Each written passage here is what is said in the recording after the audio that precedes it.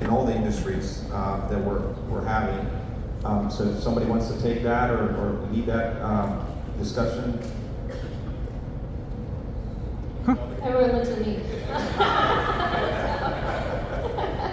I mean, I kind of look at this another way. I mean, we could sit here for the next 3 days and argue about what government should invest in or not invest in.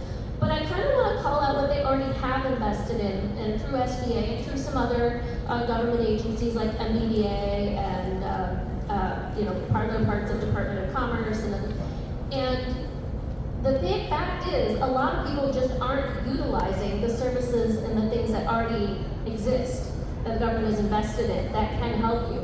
I don't know, sometimes I wonder because it is free at no cost, if that kind of puts a stigma on some of it.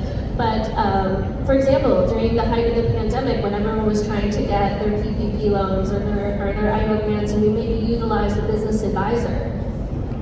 Great, you got the funding. Most people never went back to that advisor to then help them with maybe the next step of their business or other things. So one of the things I do say is, we can look at other things that are out there, but let's fully utilize what's there. And if it's not working, then I think we have some room for some good discussions to say, hey, we invested in this, it didn't work well, let's see what's gonna work better. And maybe there's other partners and things to bring into the mix.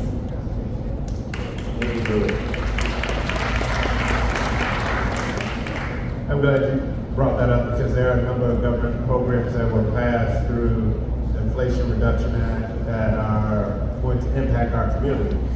And there was $5 billion with a B that was set aside for environmental friendly opportunities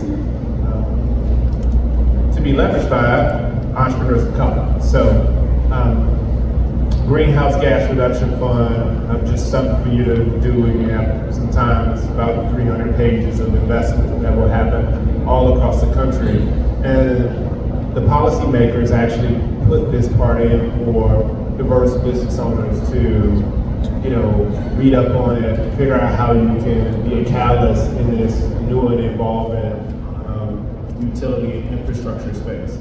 So it's really, really important not to create new laws, kind of like you said, but to find ways for your business to leverage or take advantage of some of the laws on opportunities that exist. And I will say this, the government is a great partner with small businesses, but the government's under attack. So just this week, the government had to kind of change the definition for how the 8A program works. And for years, the 8A program has been a fantastic program because what it did is allow minority businesses to be certified to let other government agencies know that they were eligible to do business with the United States government. That was huge for a lot of businesses, especially in Los Angeles. But if you can imagine, when that program came under attack, it came under attack for fairness. And it kind of speaks back to what you were saying, like when you don't have VC firms and founders who know how to invest in businesses of color, certification means a lot. So when the government's under attack, it's really up to us to kind of, use our democracy, our number one superpower. It's called voting. We have to vote for the people who are going to create the policies to help our businesses. It's not fair for us to turn to SBA, and we did. I'm sorry, we all did.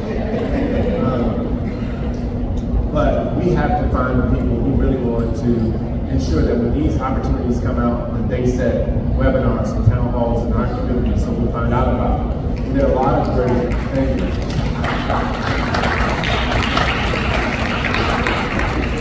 And there are a lot of great programs in LA County, state of California, 3 fantastic,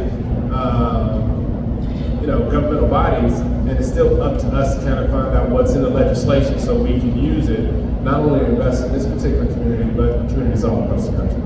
Thank you for that, Steve. With the time that we have left, well said. With the time that we have left, just wanted to point you as participating throughout the day to the access that you currently have on going and talking to not only the panelists here with their knowledge, but also the teams that they have that are part of the exhibition and getting that information. So the call to action to some of you or most of you is take advantage of the day, the rest of the day that you have here, to have other questions you may have in your mind that were not answered through this panel because we have limited time. We appreciate the insights, the discussion that we were able to have. Please join me in thanking all of our panelists for taking the time to join us.